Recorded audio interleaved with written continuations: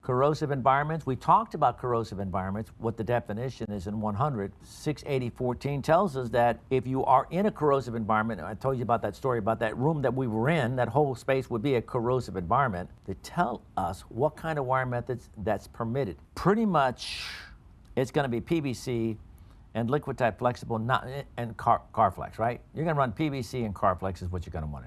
You're probably not going to run fiberglass, RTRC, and I don't know about rigid IMC. I can't see any reason why you do that. Mario? Yeah, what immediately jumps out at me is no EMT. And that used to be very common. Oh, I'm sure if I went back to those photos, we'd seen all that EMT inside. EMT? Yeah. Yeah, good point. I didn't think about that.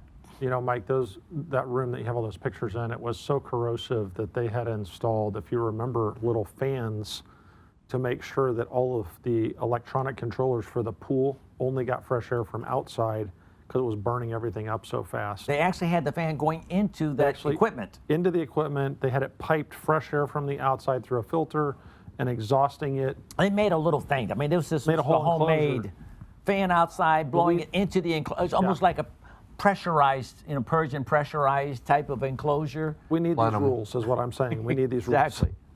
All right. Pre-corrosive air. Pre-corrosive. Pre-corrosive. Yeah. So here's some other examples. I think, Brian, you might have somebody gave These are actually from Peter. Peter sent these over. Well, it says Brian House on there, so we need to get Peter's name on there. Yeah, it's from Peter. Okay. So, and there's one back there, Mario, also was Peter. Okay. I think, Brian, this is the one you and I took when we were at Is it a pool we were looking at. Is it Steve's house or something like that?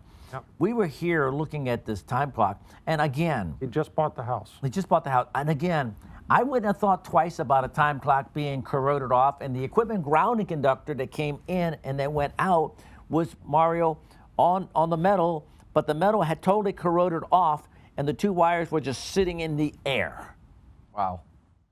And normally I would have like, but I mean, because you're so desensitized that you expect everything to be corroded, that if you look at that like, oh my gosh, a time clock is terrible, because the time clock has two terminals for the grounding. You with me? So you have a equipment grounding conductor coming in on one side of the time clock, then you have equipment grounding conductor leaving to the load, and then the whole thing corrodes out, and the equipment grounding conductor was not connected to the motor. Let's see if I can zoom in on here. I don't know. Actually, I think it's just gone. Well, I don't even see it in this particular here. Well, it's all gone. Yeah, we actually, right after that, I think we pulled the wires out, and the whole bottom of the enclosure just... Like, I was just going to say, it looks like this is not exactly what we had originally there. Okay, so what are we talking about, Mike? I don't remember. Equipment in a corrosive pool environment must be suitable for the use or be installed and identified corrosive resistant enclosure. So, that clearly is not a corrosive resistant enclosure. So here's the crazy thing. That actually was a pool time clock. I know.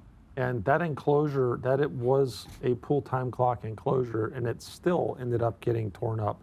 The one, I think that he had somebody replace it with a plastic one, but just because you have something that's identified as pool equipment, which should be corrosion resistant, that's not a guarantee. Well, it's an interesting part about the corrosive environment.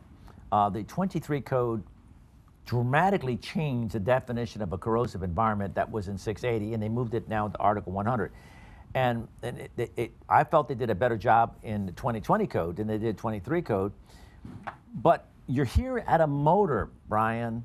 We're just outside in Florida. There's just a time clock right there, and there's a motor right there. I would have never in a million years thought that the motor itself, that location, was so corrosive that it actually destroyed that time clock. That's where they stored their chlorine. And I don't even know if you saw it before we got there, but all of the buckets of the 5-gallon jugs of pool chlorine got stored right there by the motor, and I think that's probably what caused the issue. Well, that made it a corrosive environment. Right. Well, I know at my house when I lived in Florida, I had my chlorine things next to my pool equipment, so that whenever I needed to put it in there, right, I just open it up and I put it inside the container there. Yeah. Okay. That image that you have right there. Yes. Let's see if that is the chlorine container right there. Right here. Yeah. Okay. Oh, wow. Equipment listed for use in pools are considered suitable for use in a corrosive environment. That's what they're saying. Okay. All right. I got a feeling we're going to see products that are going to be changing Yeah. from what it was. Yep. Nobody paid attention to any of this stuff. We just all thought it was normal that it just corroded and was just like just the way it's supposed to. Now we're like, wait a minute, now time clock is destroyed. Maybe we're going to have to make sure. Is there anything happening, Vince, you think, in products you think like this now? I don't, to my knowledge, there's no change in the product standards Okay. for the equipment. I think that was the wish of some in the industry, that having some real descriptive language about the corrosive environment would drive some additional testing and product standards specific to pool environments, but I don't think the industry has drifted that way. Mario, I'd like you to make a PI using this photo as an example and see if we can find out this tight watt, whatever this is, get the listing of the website. We're gonna get on the website, get all that information, and then submit this to the code panel and say, look, clearly this product that's identified as suitable to be identified is not suitable. And so Okay. therefore, Yeah. we need to have other language. We'll propose something and then it gives people some tools to kind of like, good point. We need to start thinking about that. Peter. So the corrosive environment area, I'm going to use certain equipment that states that stipulates that on there. So if I use like a G. Hold on. Don't, you're talking too fast. Equipment in a corrosive pool environment Yes. must be suitable for the use or be installed in identified corrosive resistant enclosures. And what Vince is saying, that's a little loose in the language. Maybe we can do something a little tighter. So now that we've read the rule, what are we going to say? I'm just thinking that I would have, I have to go back and look at some of the spec sheets on like an intermatic pool panel. I'm sure that's a corrosive resistant enclosure. But however, maybe a GE NEMA 3 or something, and maybe it isn't. So I just have never been really conscious of this until this corrosive environment area. We're all working on this now. Yeah. We all are like, what is it? Is there a NEMA? What's going on, Eric? The thing that bothers me about this whole conversation is what she said about the equipment grounding conductors.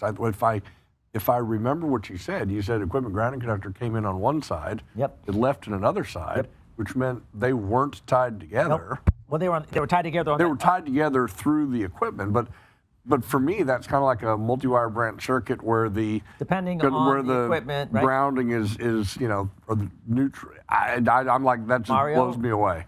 Let's look and find equipment on pull time clock motors where the equipment grounding conductor is not spliced, okay, but there are actually two screws there. And we want Okay. to make a public input, and we'll send that also to 250 Okay. so that there's a way that, whatever, so we can have a picture. It's okay? like they ought to be pigtailed together Exactly and then right. connect the equipment with one. Exactly. That in the event that there was corrosion, Right, something happened, we exactly. don't lose the circuit equipment grounding conductor dependent upon equipment to be part of that path. Isn't there a rule somewhere, I was just trying to find it, that says if something's identified for pool equipment, it's suitable for a corrosive environment? We just covered that rule.